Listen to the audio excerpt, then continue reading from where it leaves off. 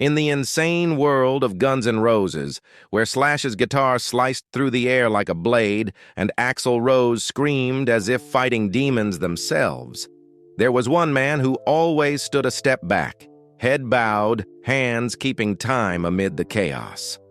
Duff McKagan. He wasn't the loudest nor the most remembered, but he was the one who had died, and then came back from the dead to tell the story. In 1994, Duff's pancreas exploded from years of drinking. Doctors told him he had only 1 month left to live. But instead of surrendering, he quit alcohol, went to college, trained in martial arts, wrote books, became a father, and returned to the stage to play again with the very band that had almost destroyed him. This isn't the story of a rock star. It's the journey of a survivor. A man who walked through addiction, loneliness, and blinding lights to find himself again. The story of someone who kept the rhythm not only for the music, but for his own soul. And perhaps, in this world, there's nothing more rebellious than surviving long enough to find peace. Born on February 5, 1964, in Seattle, Washington, Duff McKagan was the youngest of 8 children in a working-class family. His father, Elmer Mac McKagan, was a dedicated firefighter, and his mother, Marie McKagan, was a hard-working medical secretary who spent her youth holding the family together through the lean years of America's laboring class. Their small house in North Seattle, where factory smoke mingled with the salty air of Puget Sound, was the first world Duff ever knew. Simple, but never peaceful. When his parents divorced while he was still in elementary school, the family of 8 children suddenly became a crushing burden on his mother's shoulders. Marie worked endlessly, days at the hospital, nights typing for extra cash, to put food on the table and keep her children in school. Dinners were often silent in that old, cramped house, broken only by the clatter of her typewriter and the weary arguments of older siblings. It was a home with no room for weakness and no time left for dreams. Amid the noise and lack of affection, Duff learned to survive through silence, his own way of staying intact. When he couldn't say what he felt, he listened. And the only thing that made the world bearable was music. His siblings' old records, from the Beatles and Led Zeppelin to Sly and the Family Stone, opened a door to another realm where sorrow could dissolve into the sound of drums and distorted guitars. By the age of 11, Duff could already play guitar, drums, bass, and piano, not because anyone taught him, but because he needed somewhere to hide. Every instrument was an escape route. Every sound was a way to keep himself whole. The skinny boy with messy hair and faraway eyes began to find himself in the rising tide of punk rock sweeping through Seattle, where bands like the Stooges, the Clash, the Ramones, and Black Flag carried a raw message. No one's coming to save you. You save yourself. At 15, Duff became the drummer for the Fastbacks, then moved on to the Farts and 10-Minute Warning, small punk bands bursting with energy. He switched groups constantly, as if shedding layers of skin. During that time, his older brother Bruce McKagan, who had once played in local bar bands, gave Duff his old bass guitar. That simple act changed everything. From a boy who used music to escape, Duff began creating his own rhythm for life. But Seattle, though it birthed his passion, was a harsh place. There you could play brilliantly and still die in silence. Amid endless rain and a city worn down by unemployment, Duff realized that if he stayed, he'd be swallowed up like so many other young musicians. In 1983, at just 19, Duff packed a few torn clothes, slung his bass over his shoulder, stuffed his savings into his pocket, and boarded a night bus bound for Los Angeles.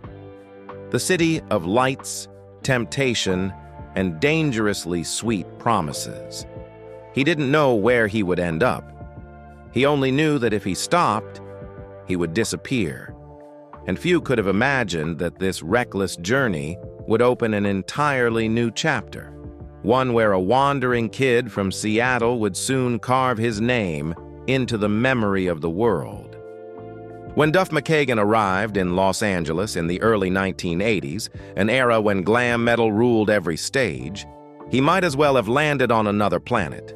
The city shimmered with golden sunlight, dyed hair, sequined jackets, and oversized ambition. But beneath the lights lay a world harsher than any music that had ever echoed through Seattle. He rented a rundown room in Echo Park, a neighborhood where gunshots cracked at night and rats scurried across the ceiling. With only $300 in his pocket, barely enough to last a week, he had no plan, no contacts, just a bass guitar and a stubborn belief that somewhere in this city, someone would need him. Among the blonde, tight-jeaned, eyeliner-smeared rock stars of Los Angeles, Duff looked like an outsider. In his worn leather jacket, faded jeans, and Doc Martens, he carried the raw punk spirit of Seattle, something that set him apart and made him seem completely out of place. Yet that difference would soon open doors no one could have predicted. Duff plastered musician-wanted notes across music stores, bars, and college bulletin boards. One day, he got a call from a guitarist named Slash and a drummer named Steven Adler. The three met, jammed, and in that cramped rehearsal room where you could barely turn around, they knew something real, raw, and alive was happening. They formed a band called Road Crew, but the project collapsed within months when they couldn't find the right singer. Duff drifted back to his old routine, wandering with his bass, playing anywhere that offered a microphone and cheap beer. From grimy bars on the Sunset Strip to clubs with 10 drunk patrons, he earned just enough to survive. But in the haze of smoke and noise, fate was quietly aligning its pieces. And his next encounter would change everything. One night, in the middle of that restless city, Duff met two strange musicians from Indiana, Axl Rose and Izzy Stradlin. One sang like he was fighting the entire world. The other was quiet, mysterious, and spoke through his rhythm guitar. They didn't seem to fit together, yet in that instant, something sparked, a kind of energy that only those who'd already seen ruin could recognize in one another. In March 1985, 5 men from 5 directions gathered in a tiny Hollywood rehearsal room. Axl Rose on vocals, Slash on lead guitar, Izzy Stradlin on rhythm guitar, Duff McKagan on bass, and Steven Adler on drums. No one talked much. They just played. And when the first riff rang out, everyone understood. Something dangerous, raw, and utterly different had been born. That was the moment Guns N' Roses came to life. Duff brought the one thing no one else could: balance, the bridge between chaos and discipline, between punk grit and hard rock fury. He helped shape a sound that was dangerous but real, erasing the lines between genres. Their first show at the Troubadour wasn't a glamorous debut, it was a shock. The audience, used to the polished sheen of glam metal, didn't know whether to laugh or run as 5 filthy, half-drunk kids screamed, fought, and smashed their instruments on stage. Yet amid the chaos, one truth was undeniable. They were real. From there, Guns N' Roses became the wild anomaly of the Sunset Strip, both loved and feared. They were thrown out of clubs, brawled with security, slept in trucks, and played dives no one remembered. But that raw energy made them stand apart. In 1986, Geffen Records took a reckless gamble, signing 5 guys no one believed would last the summer. And like every great rock myth, they didn't just survive, they exploded. What they had created was more than music. It was a ticking time bomb. In 1987, after months of arguments, sleepless nights, and surviving on cheap beer, Guns N' Roses finally finished their debut album, Appetite for destruction. No one in the record industry had faith in it. Critics dismissed it, and MTV outright refused to air the Welcome to the Jungle video, calling it too violent, too dark, and not suitable for mainstream audiences. In its first weeks, the album sat untouched on store shelves, selling only a few hundred copies. Record shops began returning unsold stock, certain it was destined to fail. Then, by sheer accident, everything changed. A curious MTV editor decided to air Welcome to the Jungle once at 2 a.m. when almost no one was watching. Within days, MTV's phones rang non-stop. Viewers demanded to see it again and again and again. That single late-night broadcast turned the song into a cultural explosion. From Slash's razor-sharp guitar riffs to Steven Adler's pounding drums and Axl Rose's manic mix of screams and laughter as if he were setting fire to the very world he described. Every note was a declaration of chaos. Welcome to the Jungle wasn't just a song. It was a dark invitation into the hell of rock and roll, where sin, desire, and rebellion collided to create something unstoppable. From that moment, Guns N' Roses stopped being a band. They became a storm. Appetite for Destruction shot to #1 on Billboard, selling over 30 million copies worldwide and becoming the best-selling debut album in history. The world turned its eyes to 5 drifters from Los Angeles, men who had once slept in trucks, eaten canned food, and brawled backstage, as if they had just rewritten the definition of rock. Success rolled on with GNR Lies 1988, a raw, cynical look at fame, followed by the twin epics Use Your Illusion I and II, 1991, nearly 3 hours of grandeur and ambition that fused metal, blues, orchestral strings, and piano. They were no longer street kids. Guns N' Roses had become a legend. The Use Your Illusion tour embodied that madness. 28 months, over 200 shows, nearly 7 million fans, and each night a powder keg. There were fires on stage, injured fans, nights when Axl stormed off mid-set, and nights when Slash disappeared backstage. But through it all, one man stayed grounded: Duff McKagan.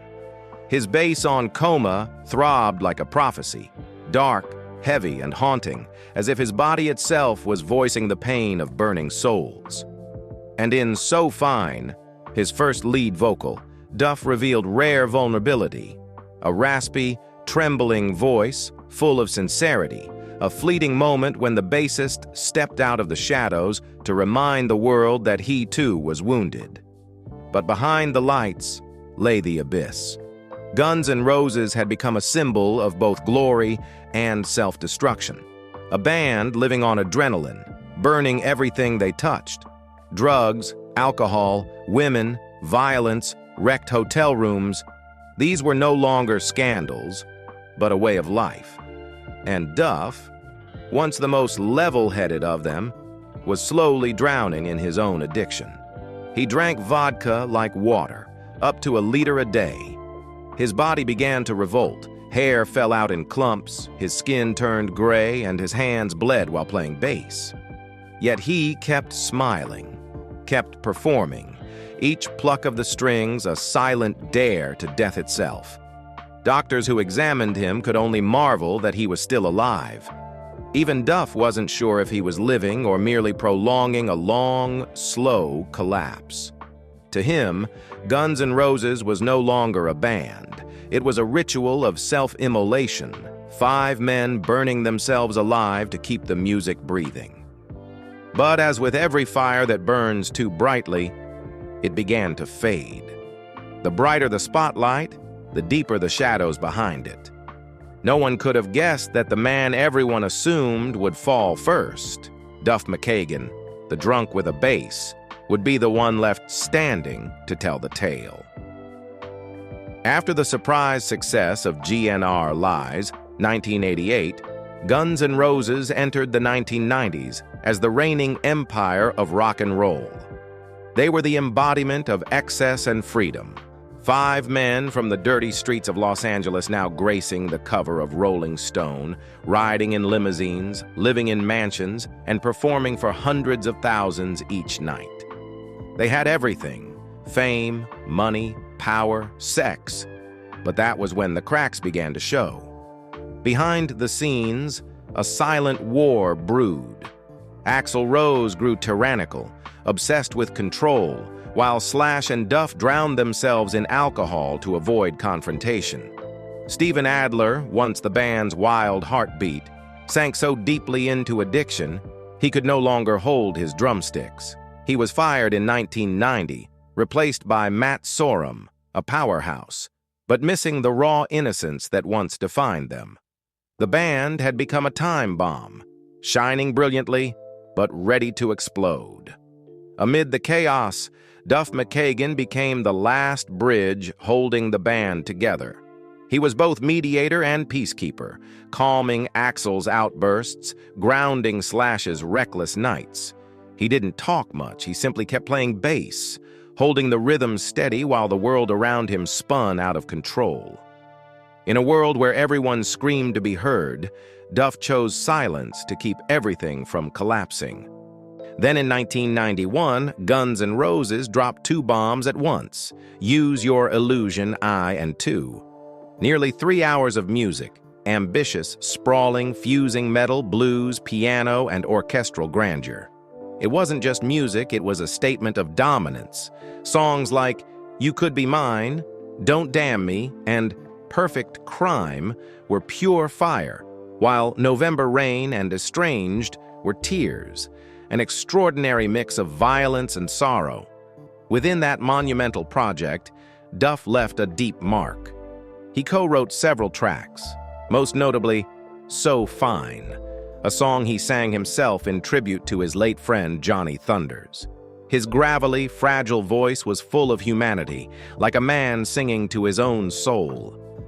Amid the album's towering anthems, So Fine stood as its most human, unguarded moment. Alongside that triumph came the Use Your Illusion World Tour, from 1991 to 1993, over 200 shows and nearly 7 million fans. It wasn't just a tour, it was a war of endurance. They conquered Europe, South America, and Japan, shaking stadiums everywhere they went.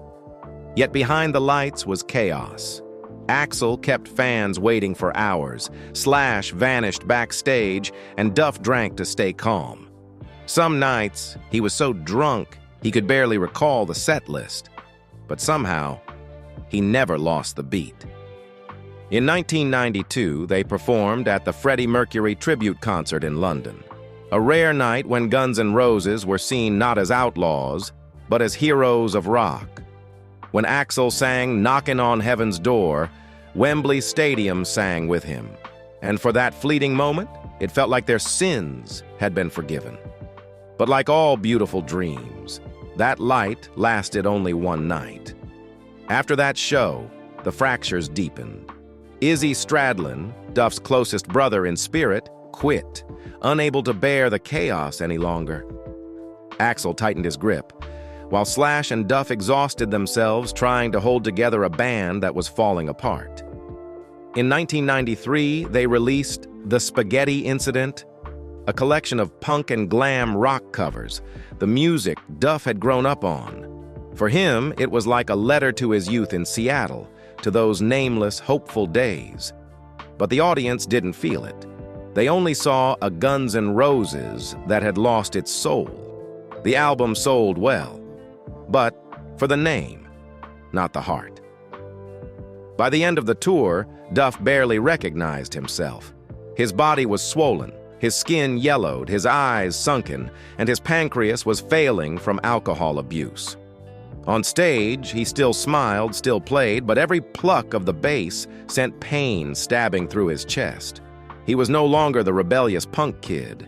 He was a man quietly dying, surrounded by the cheers of thousands. In May 1994, Duff McKagan collapsed in his own home in Seattle, the very city he had left 10 years earlier with nothing but a bass and a dream. The pain struck like a knife to the gut, dropping him to the floor. Within hours, he was rushed to the hospital, where doctors discovered his pancreas had burst, flooding his abdomen with blood. They were horrified. His pancreas was swollen to the size of a football, a textbook case of acute pancreatitis caused by alcohol. Their message was blunt and merciless. If you have even one more drink, you'll be dead within a month. For the first time in his life, Duff, the man who once treated alcohol like oxygen, felt the raw fear of being alive. In that stark white hospital room, there were no friends, no music, no stage lights, only the steady beep of a heart monitor and the sterile scent of antiseptic. The noisy world around him fell silent. And in that silence, Duff McKagan finally came face to face with himself. When he was discharged, he didn't return to Los Angeles or chase the stage. He stayed in Seattle, the city that had witnessed both his poverty and his first dream. He started from zero, quitting alcohol, working out, eating clean, cycling every morning, and learning how to live like an ordinary man. To fill the void, he enrolled at Seattle University, majoring in finance. An odd choice for a rock star, but for Duff, it was the only way to understand the game that had fooled him for years. How money, contracts, and fame really worked in the music industry. Between classes, he practiced martial arts, cycled long distances, and began writing, a form of therapy. Duff said studying helped him regain control, while physical training helped him reconnect with the body he had once used only to endure pain. Each morning, he woke not thinking about alcohol, but about keeping a single promise to himself: to live. A year earlier, he had released his first solo album, Believe in Me, 1993, playing almost every instrument himself: guitar, drums, bass. Though it failed commercially, it was a personal manifesto. The sound of a man trying to find his true voice after losing his way. It wasn't perfect, but it was honest, just like Duff himself. From 1995 onward, Duff began rebuilding his career slowly. He joined Slash's Snake Pit, then the Neurotic Outsiders, a supergroup featuring members of the Sex Pistols and Duran Duran. Later, he founded Loaded, a small, fiercely independent punk band that allowed him complete creative freedom. Then in 2002, fate knocked again. Duff reunited with Slash and Matt Sorum, joined by Scott Weiland, the former frontman of Stone Temple Pilots, to form Velvet Revolver. No one expected them to escape the shadow of Guns N' Roses, but something remarkable happened.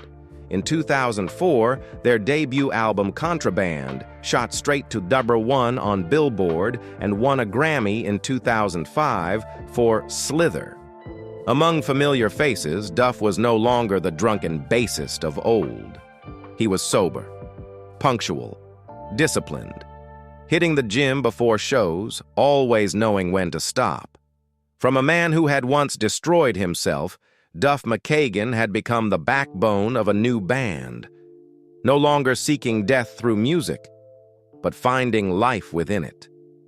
And perhaps the greatest irony of all was this: the man who nearly died because of rock and roll had become living proof that music can save a soul, if you learn to truly listen to it again. After years lost in the haze of alcohol and the roar of the stage, Duff McKagan had come to believe that love was a luxury meant for other people. But then, in the late 1980s, just as Guns N' Roses were climbing to the top, he met Mandy Bicks, a blonde singer and bassist for the punk rock band, The Lame Flames. Mandy wasn't like the women who usually surrounded rock stars. She was tough, intelligent, and unafraid to tell the truth. She didn't admire Duff for his fame. She saw in him a man desperately trying to hold on to the last piece of his humanity amid the madness of show business. They met one night at a gig in Los Angeles. Duff had just come off stage, soaked in sweat and liquor, while Mandy was tuning her bass for the next set. She looked at him and said, almost coldly, "You play well, but it looks like you're trying to kill yourself." The words hit him like a slap of clarity through the fog of intoxication. For the first time, someone didn't see him as a star, but as a man slowly destroying himself, hoping someone might stop him. Their love came fast, fierce, and instinctive, the very definition of rock and roll. They married in 1988, at the height of Appetite for Destruction's global success. The ceremony was quiet. No press, no spectacle, just a few close friends. Duff was 24, Mandy barely past 20. They were too young, but both believed love could save them from the self-destructive spiral that fame had unleashed. In their early married years, Duff and Mandy lived in a small house in the Hollywood Hills, where music played all night and love survived through tour schedules, letters, and hurried phone calls from hotel rooms and airports. Mandy was the only one brave enough to confront Duff about his drinking, his endless binges, and the way he was losing himself. She tried to save him, but in the world of Guns N' Roses, every act of love was drowned out by guitar feedback and vodka. The more famous Duff became, the further he drifted from home. Endless tours, non-stop parties, and strangers backstage slowly erased Mandy from his life, without a single goodbye. She came to understand she could never compete with the one love Duff could never give up: music, a love as intoxicating as it was merciless. Their marriage ended quietly after less than 2 years. No scandals, no lawsuits, just two people realizing they couldn't save each other. They had no children, and perhaps that made the heartbreak a little easier to bear. For Duff, the breakup left a silent but profound emptiness. Mandy was the first person to hold up a mirror to show him the image he'd refused to see: a man killing himself while the world applauded. After she left, he sank deeper into alcohol, as if punishing himself for losing the one simple, genuine thing he'd ever had: someone who truly loved him.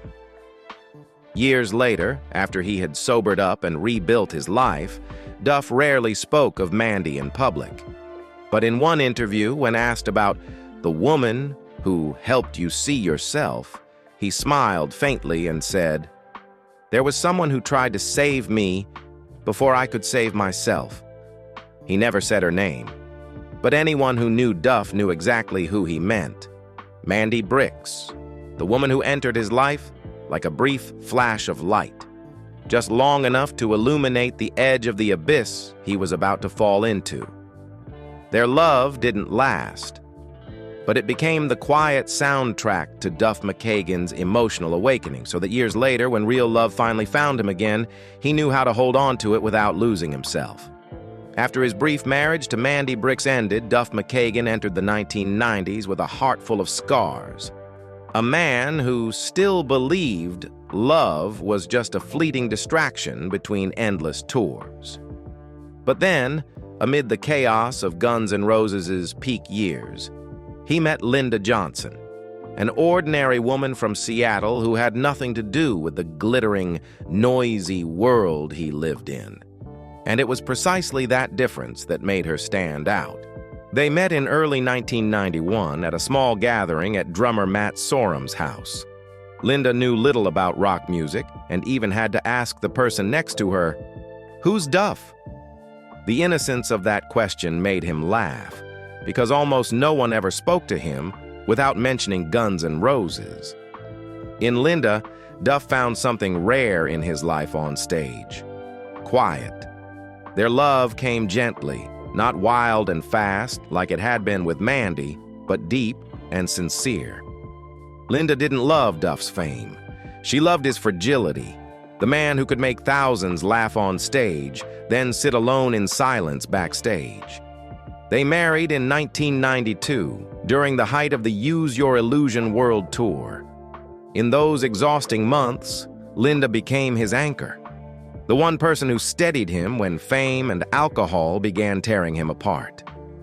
But love placed in the whirlwind of stardom rarely survives untouched. Linda was often home waiting while Duff drifted between hotels, airports, and arenas filled with screaming fans. She once flew to Europe just to see him for a few hours, then quietly flew back home. They exchanged letters and late-night phone calls, but over time, the distance between them wasn't measured in miles anymore. It was measured in loneliness. By 1993, when Guns N' Roses released The Spaghetti Incident, Duff was no longer the same man. His body was bloated from alcohol, his nerves stretched to the breaking point. Linda tried to help, cooking for him, taking care of him, urging him to quit drinking. But the harder she tried, the further he slipped away. The drunken rages, the cruel words, and the broken promises turned their love into something they could no longer mend. They had no children, but in Linda's eyes, Duff was a grown child she tried to save. While for Duff, Linda was the only person who ever made me feel at home. Yet love alone couldn't conquer addiction, illness, and the hollow emptiness of a man who could stand before tens of thousands, yet still feel utterly alone. Their marriage ended in 1995, quietly, without lawyers or headlines, just two people too exhausted to keep hurting each other. After the divorce, Linda disappeared completely from public view. Duff rarely spoke of her, but in later interviews, he referred to that period with gratitude. She was there when I was at my weakest.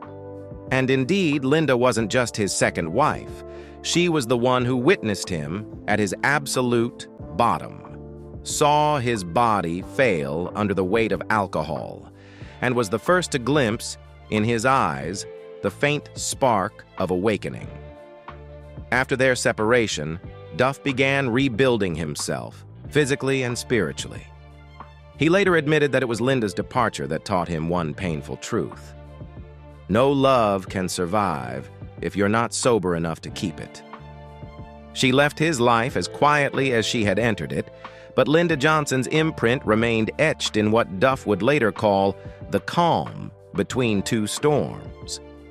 And perhaps, without that woman, the world would never have seen the sober, grounded, reborn Duff McKagan that came after. When everything seemed to have fallen apart, his career in ruins, his health broken, and 2 marriages behind him, Duff McKagan no longer believed in love. He once told his friends, "Women deserve a man more sober than me." But then fate appeared in the form of a woman named Susan Holmes, model, designer, and one of the beauty icons of the 1990s. They met in 1996 at a small party in Los Angeles, while Duff was still recovering from the near-fatal illness caused by alcohol. In a room filled with laughter and cigarette smoke, he stood quietly in a corner, thin, pale, and still carrying the shadow of a past he hadn't yet escaped. Susan walked over and gently asked, "Are you okay?" A simple question, but for Duff at that moment it was the kindest thing anyone had said to him in years. Susan Holmes was unlike anyone he had ever met. She wasn't there to take pictures with a rock star, nor was she curious about Guns N' Roses. She came with the calmness of someone who already knew what loneliness felt like in a glamorous world. While others still saw Duff as a symbol of rebellion, Susan saw a soul in need of healing. Their love grew slowly, not impulsive, not fiery like his past romances, but warm and grounded. Duff started over, sober, disciplined, and fully present with the person beside him.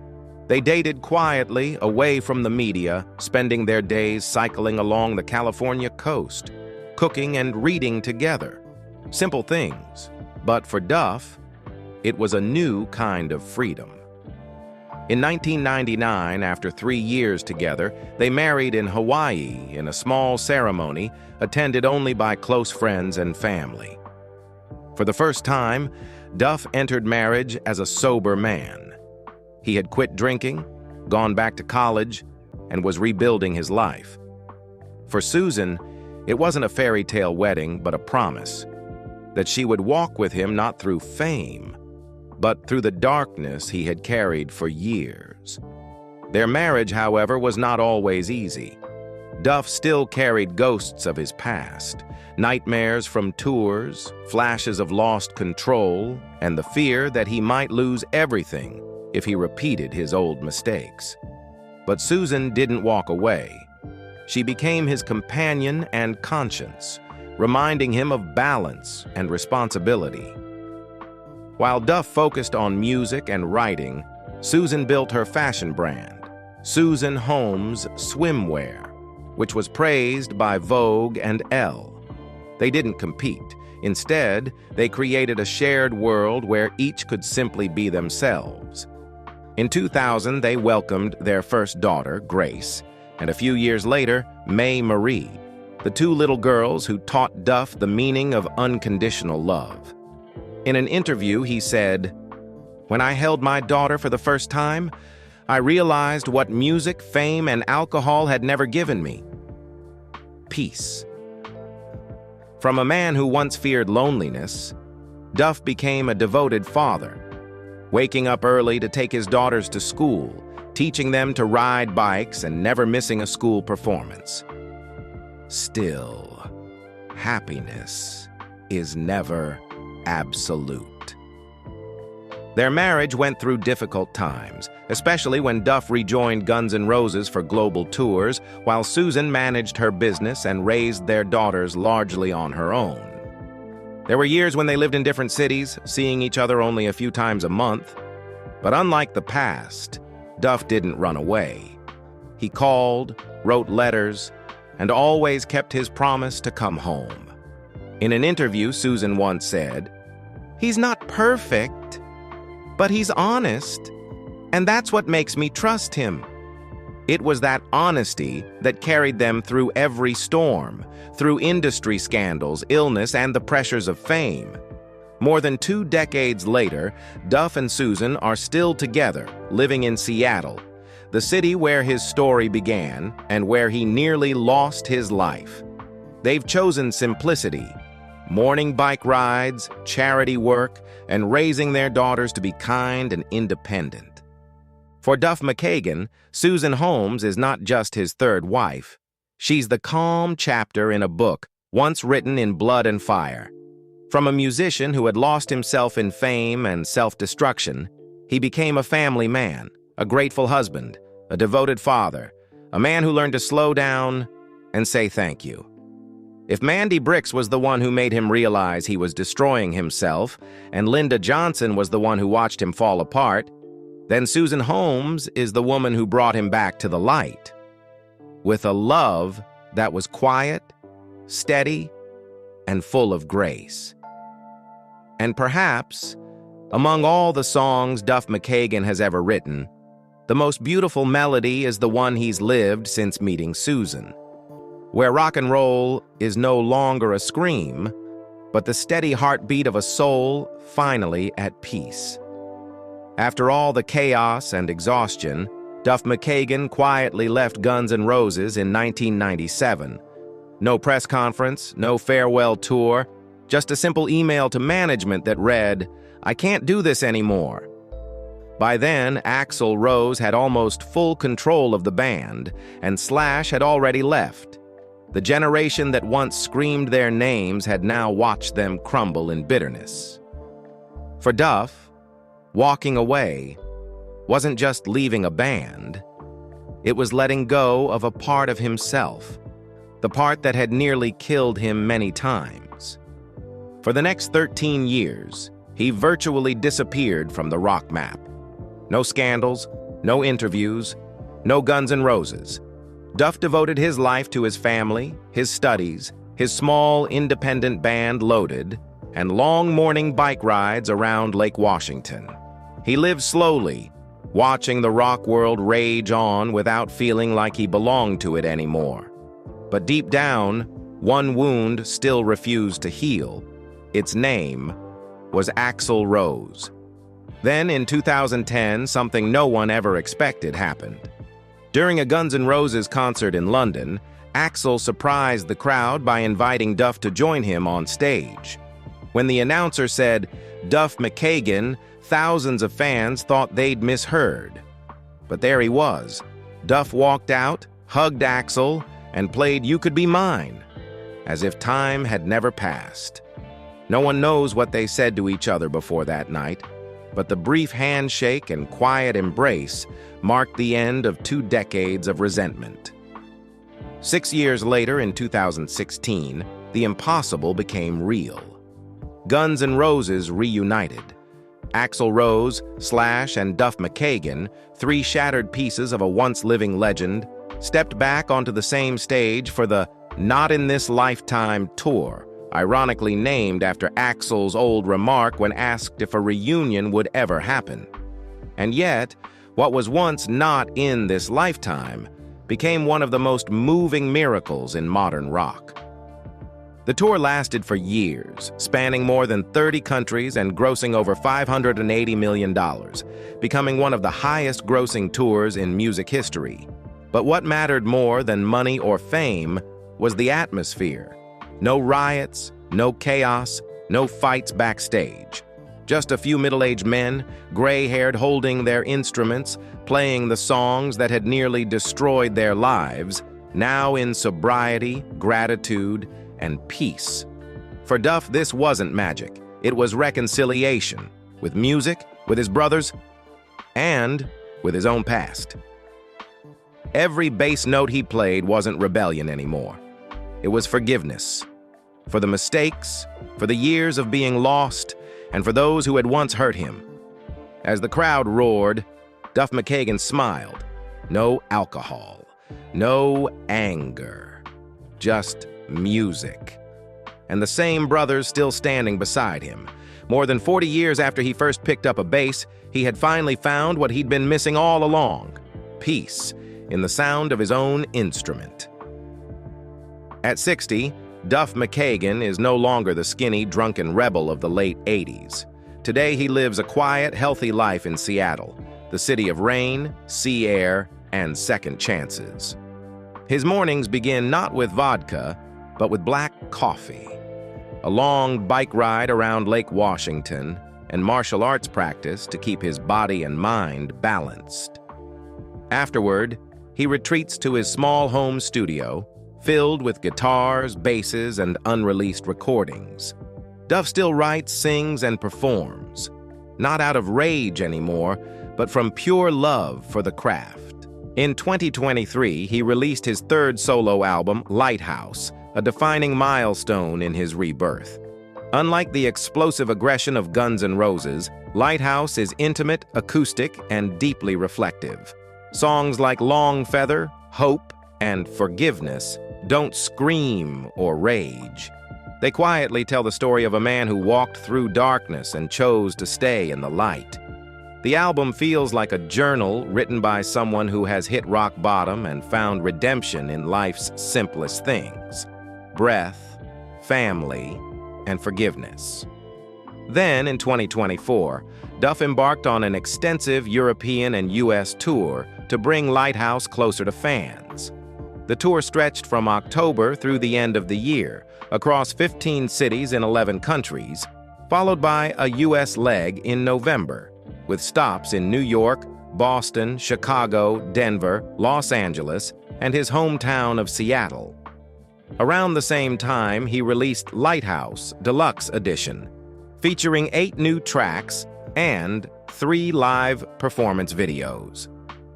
It was a small but deeply personal project, Duff standing beneath warm golden light, singing with a calm voice and the peaceful smile of a man who had traded chaos for clarity. In 2025, Duff McKagan returned to the global stage once again with Guns N' Roses for another world tour, performing in Riyadh, Abu Dhabi, Sheikh Istanbul, and fittingly, Seattle, where it all began. This time, they weren't the wild outlaws of the 80s, but men who had once fallen and come back, now playing purely for the joy of it. Despite his full schedule, Duff continues to devote time to meaningful projects. He joined Above Ground 2025, a charity concert in Los Angeles alongside Billy Idol, Jerry Cantrell, Alice in Chains, and others, raising awareness and funds for mental health and suicide prevention. Issues he understands more intimately than most, after losing so many friends to silent struggles. These days, Duff McKagan no longer needs bright lights or deafening applause to define his worth. He's been to hell, survived, and returned not to conquer, but to live. At 60, Duff still keeps the rhythm, not just for the band, but for every heart that believes rock never truly dies, as long as someone is still listening. Looking back on more than 4 decades of pain and glory, Duff McKagan is no longer just the bassist of Guns N' Roses. He's become a symbol of rebirth. In a world where rock often means self-destruction, Duff proved the opposite. That even in the ashes of addiction, loneliness, and fame, a person can rise again, if they're brave enough to start over.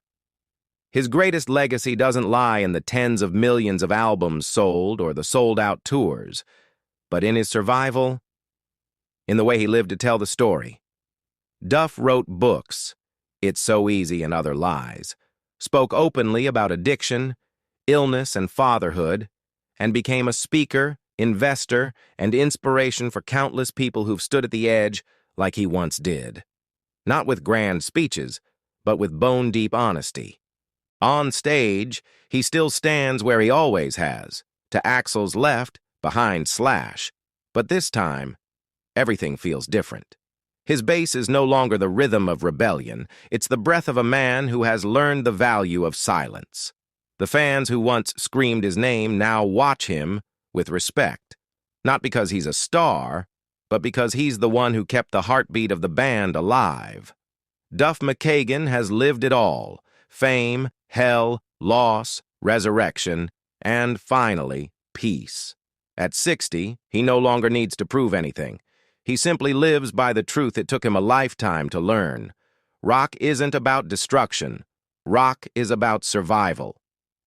And perhaps, among all the legends to ever emerge from Guns N' Roses, Duff McKagan stands alone as the one who taught the world that greatness doesn't come from how loud you scream, but from the strength it takes to rise again in silence. And what about you? If you've ever felt your heart race listening to It's So Easy or Paradise City, share your thoughts in the comments below. Don't forget to hit like and subscribe to keep following the stories of real people who fell, rose again, and are still living through the music.